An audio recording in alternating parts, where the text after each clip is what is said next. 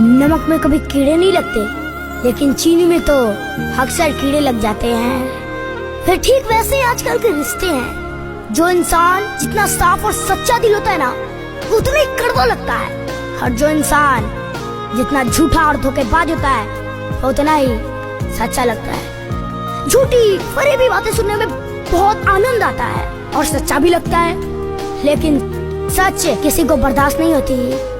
वह अक्सर बने बनाए रिश्तों को तोड़ देता है। टूटे हुए रिश्ते इस बात का सबूत है कि उसने कभी झूठ से समझौता नहीं किया। हर हंसी ईमानदारी नहीं होती और हर दुख खामोशी नहीं होती। आज जो लोग आपको खो देते हैं ना, वही कल आपकी अच्छाइयाँ याद करके अफसोस करेंगे। अफसोस।